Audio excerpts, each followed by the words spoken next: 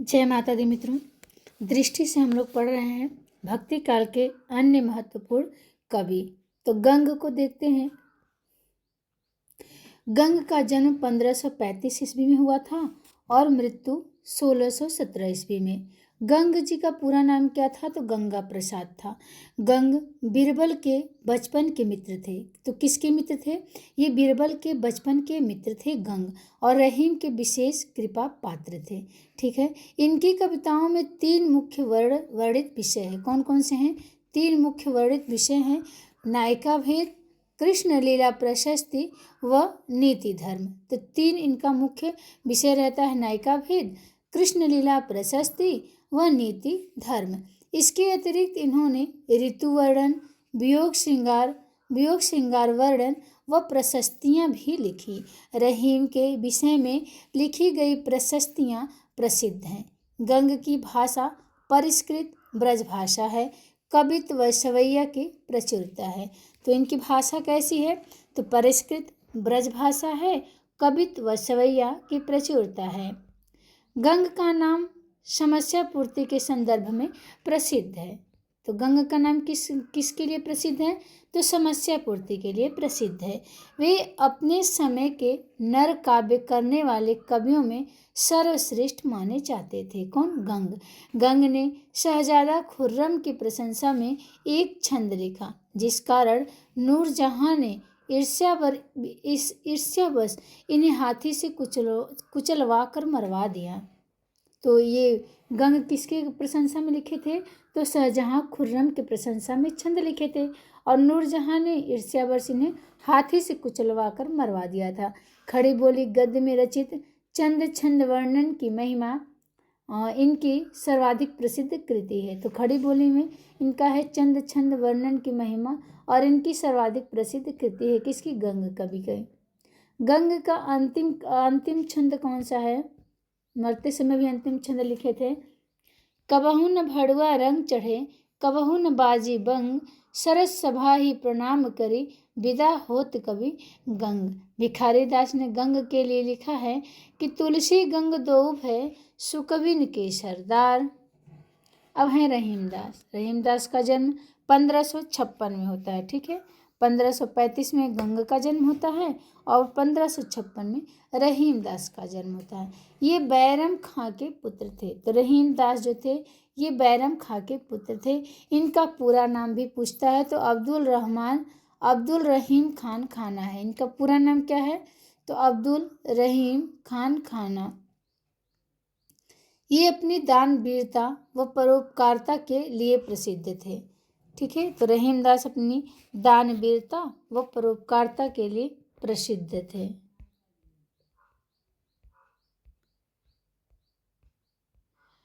रहीम का हृदय, शुक्ल जी का कथन है रहीम के विषय में कि रहीम का हृदय द्रवीभूत होने के लिए कल्पना की उड़ान की अपेक्षा नहीं रखता था। वह संसार के सच्चे और प्रत्यक्ष व्यवहारों में ही द्रवीभूत होने के लिए पर्याप्त स्वरूप पा जाता था। ये कथन आचार्य रामचंद्र शुक्ल जी का है। किसका है ये? तो ये रामचंद्र शुक्ल जी का कथन है।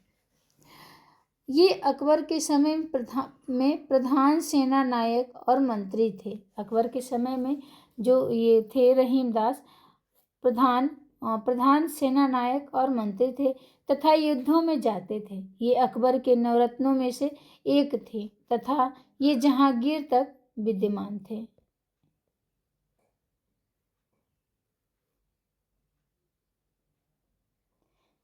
तो ये अकबर के समय में प्रधान सेना नायक और मंत्री थे तथा युद्ध में जाते थे। कौन? ये रहीमदास के विषय में हम लोग पढ़ रहे हैं। और अकबर के नवरत्नों में से एक थे, ये भी थे, रहीमदास थे, और जहांगीर तक ये विद्यमान थे। गंग, केशव, मंडन, मुकुंद आदि कवियों ने इनकी प्रशंसा में कविताएं लिखी हैं। तो किसकी प्रशंसा में? रहीमदास की प्रशंसा में गंग, केशव, मंडन, मुकुंद इन्होंने प्रशंसा लिखी है। ये हिंदी, संस्कृत और फारसी के पंडित थे। तो रहीमदास की विशेषता है कि ये हिंदी के, संस्कृत के और फारसी के क्या थे? फारसी के पंडित थे। तुर्की में लिखित बाबरनामा का फारसी में अनुवाद किया उन्होंने हिंदू देवी देवताओं का श्रद्धापूर्वक स्मरण किया तथा पौराणिक कथाओं को काव्य में स्थान दिया। ब्रज अवधि व खड़ी बोली में इनकी रचनाएं मिलती हैं। अब हैं नरोत्तम दास। नरोत्तम दास को देखते हैं। शिव सिंह सरोज के अनुसार ये संवत 1602 ईस्वी में वर्तमान थे। कौन? नरोत्तम दास। सुदामा चरित इनकी प्रसिद्ध रचना है। नरोत्तम दास की सुदामा चरित प्रसिद्ध रचना है और सुदामा चरित आलम का भी है और नंददास का भी है। अब देखते हैं बनारसी दास जैन। बनारसी दास जैन 1586 में इनका जन्म होता है और 1643 में इनकी मृत्यु हो जाती है। ये जौनपुर के जैन जौहरी थे तथा आमेर में भी रहते थे। इनके पिता का नाम खड़गसेन था। तो बनारसी दास जैन के पिता का नाम क्या था? खड़गसेन था। ये अकबर के प्रशंसक थे। कौन? ये बनारसी दास जैन अकबर के ये प्रशंसक थे। जहांगीर के दरबार में भी गए थे तथा शाहजहां के दरबार में इन्हें विशेष मान प्राप्त था। तो ये अकबर के प्रशंसक थे। कौन? बनारसी दास जैन। और जहांगीर के दरबार में भी गए थे और शाहजहां के दरबार में भी गए थे। शाहजहां के दरबार में इन्हें विशेष मान प्राप्त था। ठीक है। वर्ण विषय इनका देखते हैं तो नीति काव्य लिखे हैं, अध्यात्म परक काव्य लिखे हैं। और जो बनारसी दास जैन है ये जात पात, छुआछूत, हिंदू मुसलमान भेदभाव के विरोधी थे। तो जो ये बनारसी दास जैन थे इन्होंने नीति काव्य लिखा, अध्यात्म परक काव्य लिखा, जाति पात, छुआछूत, हिंदू मुस्लिम भेदभाव के ये विरोधी थे। इन्होंने हिंदी की पहली आत्मकथा अर्धकथानक लिखी थी। तो ये पूछा जाता है कि पहली आत्मकथा कौन सी है? तो अर्धकथानक है। किसकी है? तो बनारसी दास जैन की है। अब देखते हैं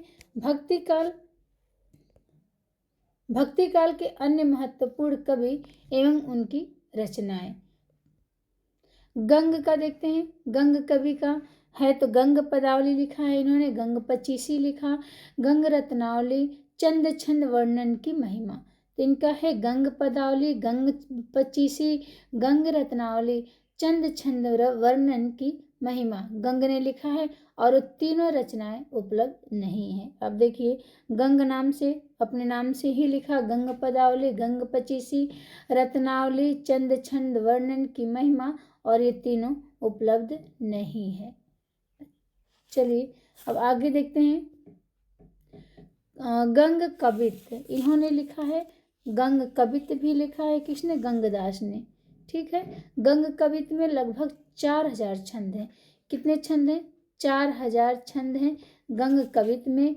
और यह मुख्य रूप से श्रृंगार व भक्ति गौड़ रूप से नीति और राज प्रशस्ति है। तो ये जो गंग कवित्त है ये श्रृंगार व भक्ति गौड़ रूप से नीति और राज प्रशस्ति है। अब देखते हैं हम लोग कौन से कवि आ जाएंगे। रहीमदास देखते हैं। रहीमदास का है नगर शोभा। कौन सा है? रहीमदास का नगर शोभा है और देव का भी नगर शोभा है। तो रहीमदास का नगर शोभा है, इसमें जौहरीन, रंगरेजीन, तुर्कीन, कैथीन आदि जातियों समाजों की स्त्रियों का वर्णन है और दरबार की श्रृंगारिक भावनाओं व मीना बाजार का चित्रण इसमें है। भाषा इनकी ब्रज, छंद दोहा में है। तो ये पूछा जाता है कि इनका जो रहीमदास का नगर शोभा है कौन सी रहीमदास का रचना है जिसमें जौहरीन, रंगरेजीन, तुर्कीन, कैथीन आदि जातियों समाज की स्त्रियों का वर्णन है। तो ये नगर शोभा है और इसमें क्या है? श्रृंगार भावनाओं व मीना बाजार का चित्रण किया गया है। भाषा इनकी ब्रज है, छंद दोहा है। ठीक है। अब देखते हैं बरबे नाई का भेद। तो रहीमदास का है बरबे नाई का भेद। इसकी विषय वस्तु देखते हैं क्या है। इससे संबंधित बरबे नाई का भेद जो है इसमें नायक नाई का वर्णन लक्षण नहीं है। नायक नाई का वर्णन है, लक्षण नहीं है, केवल उदाहरण है। अवधी भाषा में लिखा, प्रथम रीति निरूपक ग्रंथ है। इसकी रचना संस्कृत के भानुदत्त की रसमंजरी के आधार पर हुई है और सखी वर्णन है। तो इन्होंने जो लिखा है बरबे नायिका भेद, ये भानुदत्त की रसमंजरी के आधार पर लिखा गया है। ठीक है, और इसमें लक्षण नहीं है, केवल उदाहरण दिया है। अवधी भाषा में लिखा प्रथम रीति निरूपक ग्रंथ हो जाता है, इसलिए ये जो है बरबे नायिका भेद महत्वपूर्ण हो जाता है। पर प्रश्न बन सकता है कि अवधी भाषा में लिखा प्रथम रीति निरूपक ग्रंथ कौन सा है, तो बरबे नायिका भेद है, और इसमें लक्षण नहीं है, केवल उदाहरण लिखा गया है। अवधी भाषा में लिखा है, नायक नायिका का वर्णन किया गया है। ठीक है, अब है रहीमदास का मदनाष्टक। रहीमदास का जो है मदनाष्टक, मदनाष्टक में क्या है रहीमदास के, कृष्ण लीला संबंधी 8 पद खड़ी बोली में इसकी रचना हुई है। तो मदनाष्टक में कृष्ण लीला संबंधी 8 पद हैं, खड़ी बोली में इसकी रचना हुई है मदनाष्टक। ठीक, तो रहीमदास मदनाष्टक खड़ी बोली में है और 8 इसमें कृष्ण लीला संबंधी 8 पद हैं। खेट कौतुक जातकम, खेट कौतुक जातकम ये भी किसका है, तो ये भी रहीमदास का है, और इसमें फारसी मिश्रित संस्कृत में ज्योतिष ग्रंथ है। तो रहीम का कौन सा ज्योतिष ग्रंथ है, तो खेट कौतुकम जातकम, ये फारसी मिश्रित हैं। कैसा है, ये फारसी मिश्रित हैं और ज्योतिष ग्रंथ है। खेट कौतुकम जातकम, तो पूछा जा सकता है कि रहीमदास का कौन सा ग्रंथ ज्योतिष ग्रंथ है, तो खेट कौतुक जातकम ये ज्योतिष ग्रंथ है और फारसी मिश्रित संस्कृत है। ठीक है, दोहावली लिखा है रहीमदास ने, क्या लिखा है, दोहावली। तो दोहावली नीति संबंधी दोहे हैं। दोहावली रहीमदास का जो है वो नीति संबंधी दोहे हैं। रहीम काव्य लिखा है किसने, रहीम ने अपने नाम से ही लिख दिया, रहीम काव्य। इसमें संस्कृत में प्रार्थना परक छंद है। रहीम काव्य में संस्कृत में प्रार्थना परक छंद हैं। संस्कृत कवियों के अनुसरण पर संस्कृत, फारसी व खड़ी बोली का मिश्रित रूप मिलता है इसमें। ठीक है, संस्कृत, ये संस्कृत में प्रार्थना परक छंद है रहीम काव्य, और इसमें संस्कृत कवियों के अनुकरण पर संस्कृत, फारसी व खड़ी बोली का मिश्रित रूप मिलता है। अब देखते हैं श्रृंगार सोठा व रास पंचाध्यायी। श्रृंगार सोठा व रास पंचाध्यायी रहीमदास का खंडित रूप में उपलब्ध है। श्रृंगार सोठा में प्रेम संबंधी 6 सोठे हैं। तो श्रृंगार सोठा भी लिखा है प्रेम रहीमदास ने, व रास पंचाध्यायी भी लिखा है, लेकिन ये खंडित रूप में उपलब्ध है। श्रृंगार सोठा में प्रेम संबंधी 6 सोठे लिखे गए हैं। अब देखते हैं नरोत्तम दास। नरोत्तम दास का है सुदामा चरित। नरोत्तम दास ने लिखा है सुदामा चरित, फिर ध्रुव चरित, विचारमाला। 3 रचनाएं हैं नरोत्तम की, सुदामा चरित, ध्रुव चरित, विचारमाला। तो नरोत्तम दास का जो सुदामा चरित है ये खंड काव्य है और सवैया में लिखा है। नरोत्तम दास ने सुदामा चरित जो है ये खंड काव्य है और सवैया में लिखा है, और परिमार्जित व व्यवस्थित भाषा इसकी है। सुदामा चरित की भाषा कैसी है, तो परिमार्जित व व्यवस्थित भाषा है। ठीक है, अब इनका ध्रुव चरित है। ध्रुव चरित जो है खंड काव्य अनुपलब्ध है, खंड काव्य ध्रुव चरित अनुपलब्ध है। और तीसरा विचारमाला है। तो सुदामा चरित, ध्रुव चरित, विचारमाला। अब है बनारसी दास। यहाँ देखिए बनारसी दास आ जा रहे हैं। बनारसी दास के एक बार रचनाओं को देख लेते हैं। नवरस पद्यावली, बनारसी का है नवरस पद्यावली। नाटक समय सार, बनारस में होता रहता है नाटक समय समय पर। बनारसी दास का है तो बनारसी विलास लिखा है। नाम माला, तो बनारस में नाम की मालाएं जब मिलती हैं सबके, शिव जी की अलग है नाम की माला, शंकर दुर्गा माता के नाम का माला अलग है, तो नाम माला। फिर हमें अलग से ज्ञान बावनी भी लिखे हैं, और अर्ध कथानक या आत्मकथा पहली 1641 में लिखा ही इन्होंने है बनारसी दास ने। ठीक है, फिर है कर्म प्रकृति विधान। कर्म प्रकृति विधान है बनारसी, और इनकी रचनाएं हैं बनारसी पद्धति, मोक्ष पद्धति, ध्रुव वंदना, कल्याण मंदिर भाषा, वेद निर्णय, पंचाशिका, मार्गन विद्या, भाषा शुक्ति, मुक्तावली। तो ये बनारसी दास का इतनी रचनाएं हैं। तो एक बार देखते हैं बनारसी दास सबसे पहले क्या लिखा था। तो बनारसी दास ने नवरस पदावली लिखा, समय नाटक समय सार लिखा। ये कुंदाचार्य कृत ग्रंथ का सार है। बनारसी विलास में फुटकल कविताओं का संग्रह है। बनारसी विलास जो लिखे हैं बनारसी विलास बनारसी दास ने, ये क्या है, तो फुटकल कविताओं का संग्रह है। नाममाला क्या है, तो कोश है। नाममाला क्या है, तो नाममाला एक कोश है। फिर ज्ञान बावनी, अर्धकथानक महत्वपूर्ण है। एक बार देखते हैं। अर्धकथानक 1641 ईस्वी में लिखा गया है और इसमें क्या है, ये हिंदी की पहली आत्मकथा है और ये 55 वर्षों की आयु में लिखी है इन्होंने। किसने, बनारसी दास जैन ने 55 वर्ष की आयु में इसको लिखा है। किसको, आत्मकथा को। वे मनुष्य की आयु को 100 वर्ष मानते हैं और इसी कारण अर्धकथानक उन्होंने नाम रखा है। ठीक है, तो 100 वर्ष मानते हैं तो यहाँ थोड़ा सा गलत होता है, क्योंकि ये अगर दे दे कि ये अर्धकथानक में मनुष्य को आयु को कितने मानते हैं, और तो ये 100 वर्ष मानते हैं, तो अर्धकथानक तो 100 वर्ष का मानते हैं, तो इन्होंने अपनी आत्मकथा कितने वर्ष की लिखी है। तो बहुत लोग जैसे 50 दे 55 दे तो गलत हो जाता है, लेकिन हमें 50 नहीं 55 वर्ष आयु मारना है। इनकी 55 वर्ष आयु की उम्र में इन्होंने क्या लिखा है, अर्धकथानक लिखा है और अर्धकथानक में मनुष्य की आयु उन्होंने 100 वर्ष माना है। ठीक है, उन्होंने अपनी कमजोरियों का खुलकर वर्णन किया है। ठीक है, किसने, बनारसी दास जैन ने। उन्होंने अपनी कमजोरियों का खुलकर वर्णन किया है। आशिकी, प्रेम कहानी, पाठन, कुष्ठ रोग, कर्जखोरी का वर्णन भी किया है इन्होंने। तो अर्धकथानक में इन्होंने अपनी कमजोरियों का खुलकर वर्णन किया है और आशिकी, प्रेम कहानी, पाठन, कुष्ठ रोग, कर्जखोरी का वर्णन भी इन्होंने किया है। आशिकी एक महाकाव्य है, कह रहे हैं बनारसी दास जैन कि आशिकी एक महाकाव्य है। 9 रस गोमती में बहाने का जिक्र है, भाषा साधारण ब्रज है। तो आशिकी इनका एक था महाकाव्य और 9 रस, आशिकी नाम से इनका एक महाकाव्य था। आशिकी का एक महाकाव्य 9 रस था। अच्छा, 9 रस इन्होंने जो अभी लिखा था 9 रस, तो उन्होंने गोमती में बहाने का जिक्र किया था, क्योंकि उसमें बहुत ज़्यादा आशिकी की चीज़ लिख दिए होंगे, तो उनको शर्म आती होगी, कोई पढ़ेगा तो क्या कहेगा, तो इसलिए उन्होंने गोमती में बहा दिया और बाद साधारण ब्रज भाषा में लिखा था इन्होंने। कर्म प्रकृति विधान अंतिम रचना इनकी कौन सी है, तो ये भी महत्वपूर्ण हो जाता है कि बनारसी दास जैन की अंतिम रचना कौन सी है, तो इनकी है कर्म प्रकृति विधान,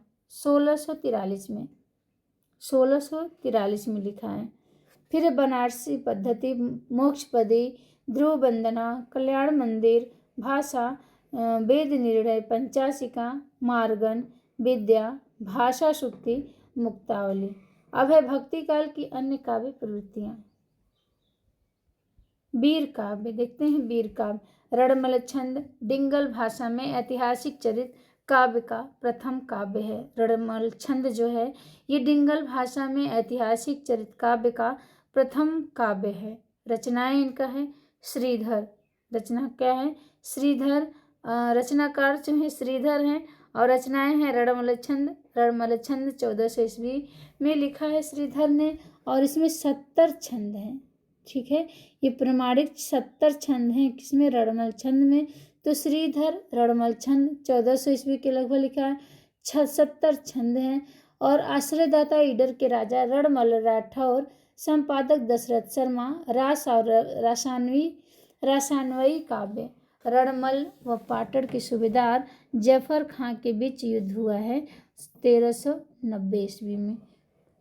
रणमल व पाटन के सूबेदार जफर खां के बीच युद्ध का इसमें वर्णन है रणमल छंद में। और रणमल छंद के संपादक कौन है, तो दशरथ शर्मा। रास और रसान्वयी काव्य है ये। आश्रयदाता ईडर के राजा रणमल राठौर हैं।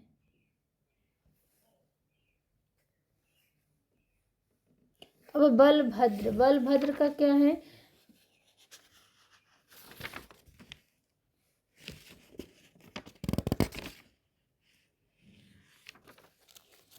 नल सिंह है ना,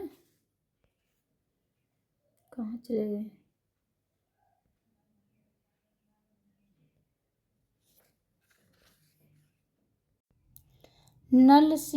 नल सिंह का है विजय पाल रासो। विजय पाल रासो 1543 ईस्वी में लिखा है नल सिंह ने, और इसमें कितने हैं?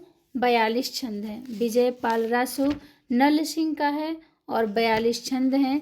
विजयगढ़ करौली राज्य के राजा विजय पाल और पंग राजा का युद्ध है। किसमें? इसमें विजय पाल रासो। तो विजय पाल रासो किसका है? विजय पाल रासो दुर्साजी आढ़ा, इनका है विरुद्ध छिहत्तरी। दुर्साजी आढ़ा का है विरुद्ध छिहत्तरी। महाराणा प्रताप का गुणगान और दोहा छंद इसमें है। तो दुर्साजी आढ़ा ने विरुद्ध छिहत्तरी लिखा और इसमें महाराणा प्रताप का गुणगान है, दोहा छंद में है। दयाराम दयाल कवि इनका नाम है दयाराम। इन्होंने राणा रासो 1618 ईस्वी के लगभग लिखा। दयाराम ने राणा रासो 1618 ईस्वी के लगभग लिखा, 875 ईस्वी में लिखा। सिसोदिया कुल के प्रमुख राजाओं का चरित्र है। सिसोदिया कुल के प्रमुख राजाओं का चरित्र है किसमें? राणा रासो में। और भाषा किसकी है इसकी? तो डिंगल है। दयाराम ने राणा रासो लिखा। सिसोदिया कुल के प्रमुख राजाओं का चरित्र इसमें है, ठीक है। कुंभकर्ण रतन रासो, ये अनुमानतः 1618 से 1629 ईस्वी में लिखा गया है। कौन? रतन रासो। कुंभकर्ण को रतन तन नहीं चाहिए था ना, उनको तो सिर्फ भोजन चाहिए था। तो कुंभकर्ण को रतन रासो है। और रतलाम के महाराजा रतन सिंह का प्रशस्ति वर्णन है किसमें? कुंभकर्ण में। न्यामत खां जान, इनका न्यामत खां रासो है, तो नाम ही है इनका 1634 ईस्वी में। और क्याम खां चौहान, वो इसके वंशज का युद्ध का वर्णन है। अब देखते हैं प्रबंधात्मक चरित्र काव्य। जैन कवि सुधारू अग्रवाल की रचना प्रद्युम्न चरित्र हिंदी का प्रथम पौराणिक प्रबंध काव्य है। तो जैन कवि सुधारू अग्रवाल की रचना है प्रद्युम्न चरित्र। ये चरित्र हिंदी का प्रथम पौराणिक प्रबंध काव्य है। तो महत्वपूर्ण हो जाता है कि अगर प्रश्न बन जाए कि चरित्र हिंदी का प्रथम पौराणिक प्रबंध काव्य कौन सा है, तो प्रद्युम्न चरित्र किसका है? तो जैन कवि हैं ये सुधारू अग्रवाल का। भक्तिकालीन अन्य प्रबंधात्मक चरित्र काव्य रचने वाले रचनाकार एवं उनकी रचनाएं निम्नलिखित है। तो भक्तिकालीन अन्य प्रबंधात्मक चरित्र काव्य रचने वाले रचनाकारों एवं उनकी रचनाएं निम्नलिखित है। रचनाकार देखते हैं देवप्रभ का है कुमारपाल रासो। देवप्रभ का कुमारपाल रासो। तो देव कैसे हैं? कुमार जैसे हैं, तो देवप्रभ कुमारपाल रासो लिखा है और राजस्थानी हिंदी में लिखा। भाषा कैसी है? राजस्थानी हिंदी इसकी है। जाखू मड़ियार हरिचंद्र पुराण। जाखू मड़ियार इन्होंने हरिचंद्र पुराण लिखा और ब्रज भाषा में लिखा, ठीक। जाखू हरिचंद्र पुराण लिखे हैं। पद्मनाभ कान्हड़ दे प्रबंध। पद्मनाभ का है कान्हड़ दे प्रबंध और राजस्थानी हिंदी में लिखा है। तो पद्मनाभ कान्हड़ दे प्रबंध लिख दिए राजस्थानी हिंदी में, और दूसरा गौतम रास लिख दिए। तो पद्मनाभ जो है कान्हड़ दे प्रबंध और गौतम रास। तो गौतम रास अपभ्रंश प्रभावित राजस्थानी हिंदी है गौतम रास। शालिभद्र सूरी का है पंच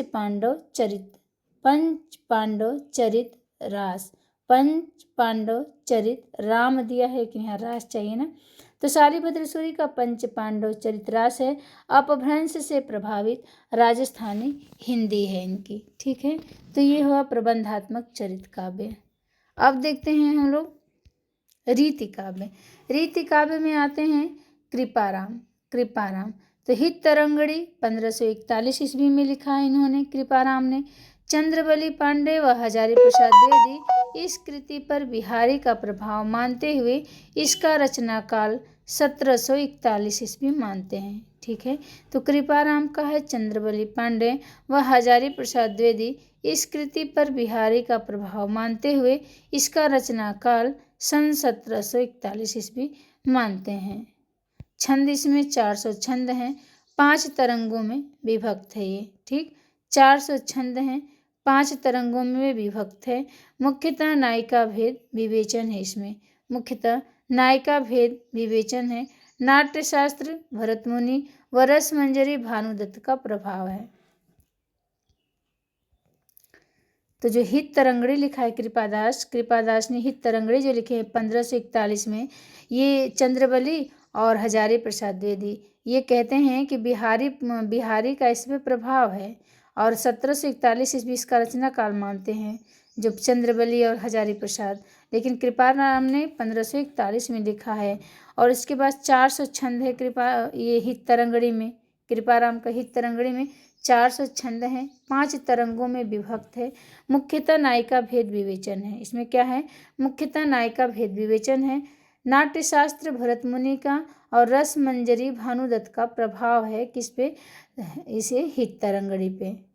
चंद्रबली पांडे हजारी तो बिहारी का प्रभाव मानते हैं, लेकिन ये विषय वस्तु में लिखा है कि नाट्यशास्त्र जो भरतमुनि का है और रसमंजरी भानुदत्त का है उसका प्रभाव है। सूरदास लिखते हैं, सुरसागर लिखते हैं, साहित्य लहरी लिखते हैं। तो नायिका भेद श्रृंगार रस सुरसागर में है, नायिका भेद और श्रृंगार रस सुरसागर में है। साहित्य लहरी में नायिका भेद, रस वर्णन, अलंकार वर्णन, निरूपण की शैली का सर्वप्रथम प्रयोग हुआ है, ठीक है। तो जो इनका है साहित्य लहरी सूरदास का है, नायिका भेद है, रस वर्णन है। साहित्य लहरी में क्या है, अलंकार का वर्णन है, निरूपण की शैली है, शैली का सर्वप्रथम प्रयोग हुआ है। सूर के रीति वर्णन में अप्पय दीक्षित के कोयलानंद का प्रभाव देखा जा सकता है। तो जो रीति वर्णन किए हैं सूरदास, उनके वर्णन में अप्पय दीक्षित के कोयलानंद का प्रभाव देखा जा सकता है। फिर है नंददास का रसमंजरी, रसिक प्रिया नहीं, नंददास का बस रसमंजरी है, नंददास का क्या है, रसमंजरी है, रसमंजरी। फिर केशवदास का रसिक प्रिय 1591 ईस्वी में इन्होंने लिखा है। केशवदास ने रसिक प्रिय कब लिखा है, 1591। 16 प्रकाश और 9 रस वर्णन है। तो रसिक प्रिया में 16 प्रकाश है, रसिक प्रिया में 16 प्रकाश है, 9 रस वर्णन है। और केशवदास का कवि प्रिया 1601 में, कवि प्रिया 1601 में, इसमें 16 प्रभाव है, कवि के प्रिया का प्रभाव रहता है। अब रसिक प्रिया जो है 16 प्रकाश होता है, इसमें 9 रस वर्णन है। लेकिन कवि प्रिया में 1601 में है, 16 प्रभाव है, अलंकार वर्णन है। छंदमाला भी लिखा है केशवदास ने, छंद निरूपण है। रहीम का है बरबे नायिका भेद और नगर शोभा, हम लोग वो ऊपर पढ़े हैं। रहीमदास का बरबे नायिका भेद और नगर शोभा है। फिर है सुंदर कवि राय का सुंदर श्रृंगार 1631 में, कवि राय सुंदर कवि राय का क्या है, सुंदर श्रृंगार 1631 में है।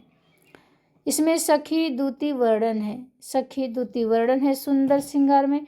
लक्षण उदाहरण पद्धति पर नायक नायिका भेद, श्रृंगार रस वर्णन, लक्षण सामान्यतः दोहों में है तथा उदाहरण कवित सवैया दोहों आदि छंदों में है, ठीक है। अब है इनका सुंदर कवि क्या है, न्यामत खां, रसकोश लिखे हैं, रसकोश, न्यामत मतलब न्यामत न्योता खाते जाते हैं तो रस कोस भर रस रखवाते हैं, कौन, न्यामत खां जान। और 9 रस नायक नायिका भेद है रसकोश में। कवि वल्लभ 1647 ईस्वी में लिखा है। दोष गुण अलंकार छंद विवेचन है सब कवि वल्लभ में।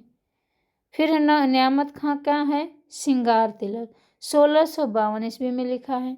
श्रृंगार तिलक रुद्र भट्ट का अनुवाद है इसमें, श्रृंगार तिलक में 1652 ईस्वी में लिखा है और श्रृंगार तिलक रुद्र भट्ट का अनुवाद है। रसमंजरी 1652 में लिखा है, रसमंजरी में रसमंजरी भानुदत्त का अनुवाद है। छंद विवेचन, न्यामत खां का रसमंजरी में छंद विवेचन के लिए प्राकृत पेंगलम व वृत्त रत्नाकर भट्ट केदार को आधार बनाकर लिखा गया है। जो रसमंजरी लिखे हैं न्यामत खां, उसमें छंद विवेचन के लिए प्राकृत पेंगलम व वृत्त रत्नाकर जो भट्ट केदार का है इसी का आधार बनाया है। और मम्मट व दंडी का इस पे प्रभाव है। रसमंजरी पे जो न्यामत खां का है मम्मट और दंडी का प्रभाव है। मौलिकता की दृष्टि से इनका महत्व नहीं है। तो ये रसमंजरी जो है इसमें मौलिकता की दृष्टि से इसमें महत्व नहीं है।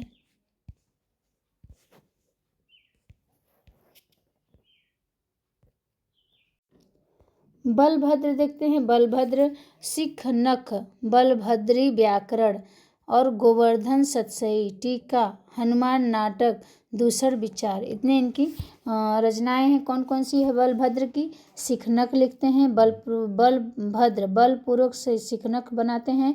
बलभद्र हैं तो बलभद्री इन्होंने रचना किया है। व्याकरण भी लिखा है, व्याकरण बलभद्री व्याकरण लिखा है बलभद्र ने। गोवर्धन सतसई का टीका भी लिखा है। हनुमान नाटक भी लिखा है। हनुमान में बल था ना, तो हनुमान नाटक किसका हो जाएगा? बलभद्र का। और दूसर विचार, बलभद्र जो बहुत बली हो जाता है उसका विचार कैसा होता है? तो उसका विचार दूसर हो जाता है, दूसर विचार। केवल सखनिक बलभद्री ही इसमें जो है उपलब्ध है। केवल सिखनक बलभद्री ही इसमें उपलब्ध है। भाषा पर पूर्ण अधिकार है। मोहनलाल मिश्र का श्रृंगार सागर होता है। मोहनलाल मिश्र श्रृंगार सागर है और ये भी अनुपलब्ध है। ठीक है, श्रृंगार सागर मोहनलाल मिश्र का अनुपलब्ध है। मुबारक तिलक शतक, अलग शतक, तो मुबारक बाद दिया जाता है ना, जब तिलक चढ़ जाता है शतक बार मुबारक दिया जाता है। अलग शतक अलग बार मुबारक दिया जाता है। ठीक है, अब है अकबर दरबार का काव्य। अकबर दरबार का काव्य। चतुर्भुज दास राधा वल्लभ संप्रदाय पहले अकबर के दरबार में रहते थे। चतुर्भुज दास जो थे ये राधा वल्लभ संप्रदाय में थे, पहले अकबर के दरबार में रहते थे। आस्करण का उल्लेख इन्होंने आईने अकबरी में मिलता है। इनका आस्करण का उल्लेख आईने अकबरी में मिलता है। और ये विट्ठलनाथ के शिष्य हो गए थे। जो चतुर्भुज दास थे ये विट्ठलनाथ के शिष्य हो गए थे। 252 वैष्णव की वार्ता व कीर्तन संग्रह में इनके पद मिलते हैं। 252 वैष्णव की वार्ता लिखे हैं और वहाँ जो कीर्तन संग्रह करते थे वहाँ इनके पद मिलते हैं। किसके? चतुर्भुज दास के। कवि पृथ्वीराज वल्लभ संप्रदाय से दीक्षित थे। जो कवि पृथ्वीराज थे वो भी वल्लभ संप्रदाय से दीक्षित थे। इनको कृष्ण व ब्रज में बहुत आस्था थी। राजभक्ति, देशभक्ति व ईश्वर भक्ति तीनों के दर्शन इनके काव्य में किए जा सकते हैं। ये अकबर के प्रति राजभक्त थे परंतु महाराणा प्रताप का गुणगान भी किया करते थे। चतुर्भुज दास के विषय में पढ़ रहे हैं हम लोग ना, कि ये तो अकबर के राजभक्त थे ही लेकिन परंतु महाराणा का गुणगान भी किया करते थे। यह लेख महाराजा बीरबल के संबंध में ही लिखा जान पड़ता है। शुक्ल जी कहते हैं। कौन सा? इनके और अकबर के दरबार बीच होने वाले विनोद व चुटकुले उत्तर भारत में प्रसिद्ध हैं।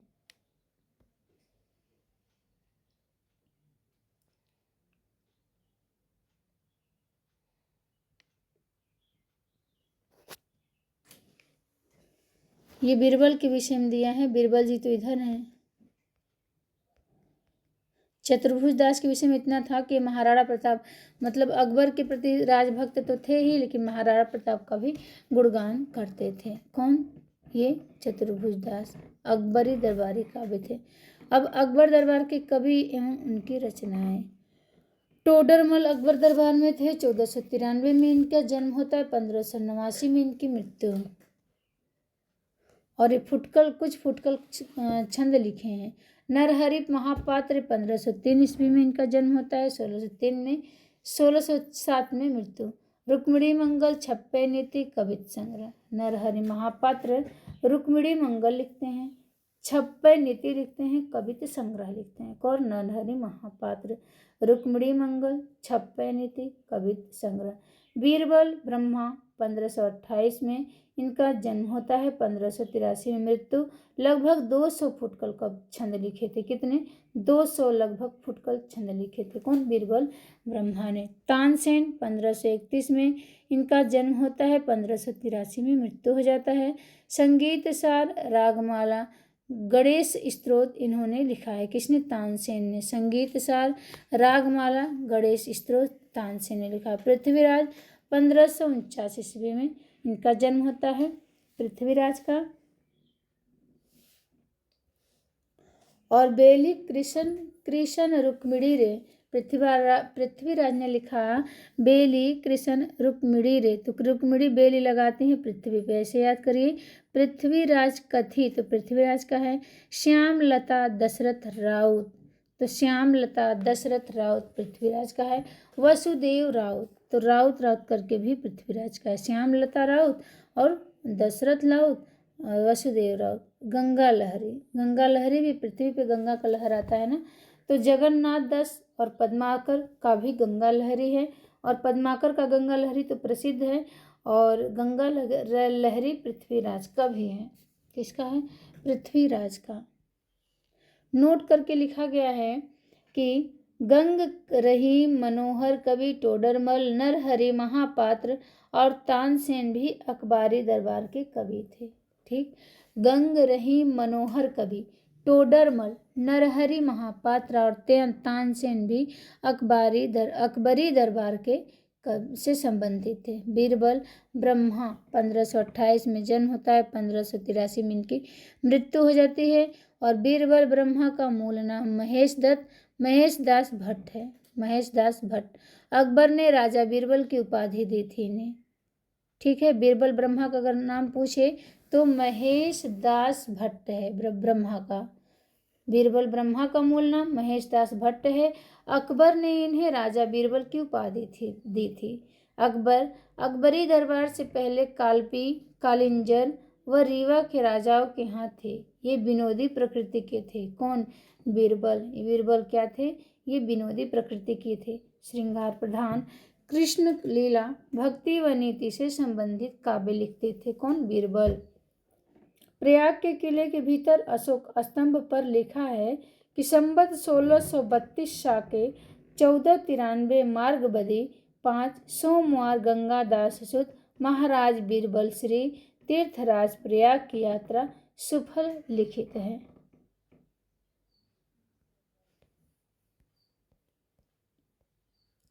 यह लेख महाराजा बीरबल के संबंध में ही लिखा जान पड़ता है। शुक्ल जी में लिखे हैं। इन्होंने इनके और अकबर के बीच होने वाले विनोद व चुटकुले उत्तर भारत में प्रसिद्ध हैं। कविता में ये अपना नाम ब्रह्मा रखते थे। ब्रज भाषा था इनका। तो ये भी महत्वपूर्ण है कि बीरबल अपना कविता में नाम क्या रखते थे? तो बीरबल अपनी कविता में नाम ब्रह्मा रखते थे। ब्रह्मा। और बीरबल का मूल नाम क्या था? तो महेश दास भट्ट था। भट्ट। नीति काव्य, तो भक्ति काल में नीति काव्य के 3 रूप प्राप्त होते हैं। कौन? कबीर। 3 रूप प्राप्त होते हैं। कबीर, नानक, दादू आदि संतों की रचनाओं में नीति संबंधी पद धर्मोपदेश के अंग रूप में मिलते हैं। रामचरितमानस, पद्मावत आदि प्रबंध काव्यों में नीति संबंधी उपदेश कथा क्रम में मिलते हैं। कुछ कवि ऐसे हैं जिन्होंने नीति काव्य की ही रचना की है। कुछ कवि ऐसे हैं जिन्होंने नीति काव्य की ही रचना की है। इस प्रकार इस प्रकरण में तीसरे प्रकार के कवियों का विवेचन है। समानतः इनमें जैन मतावलंबी प्रमुख कवि हैं। कितने? जैन मतावलंबी प्रमुख कवि हैं। तो भक्ति काल का नीति काव्य देखते हैं। पद्मनाभ ने डंगुर बावनी नीति काव्य लिखा है 1446 में 1446 में, क्षमा करेगा, 1446 में पद्मनाभ ने डंगुर बावनी लिखा। ठाकुर सिंह इन्होंने कृपण चरित्र वच्छेंद्री वेली पंचेंद्री वेली लिखा। पंचेंद्री वेली। तो ठाकुर सिंह क्या लिखते हैं? कृपण चरित्र, पंचेंद्री वेली लिखते हैं। छीहल, तो छीहल बावनी, पंच सहेली की बात और पंथी गीत, छीहल लिख देती हैं। फिर है रत्नावली, हुलसी की पत्नी का नाम है। रत्नावली दोहा संग्रह लिखती हैं। कौन से? रत्नावली। अच्छा, रत्नावली जो है ये भी लिखती हैं। तुलसीदास की पत्नी है, रत्नावली दोहा संग्रह लिखती हैं। देवीदास राजनीति के कवि देवीदास करते हैं। जमाल ने जमाल दोहावली लिखा 1570 के लगभग। जमाल ने जमाल दोहावली। उदयराज को दोहा 1603 ईस्वी में गुड़ बावनी। बान ने कलिर चरित्र लिखा। बान ने क्या लिखा? कलिर चरित्र लिखा। वाजिद ने ग्रंथ गुड़ उत्पत्ति नामा, ग्रंथ प्रेम नामा, ग्रंथ गरज नामा और साखी वाजिद लिखा है। वाजिद ने क्या लिखा है?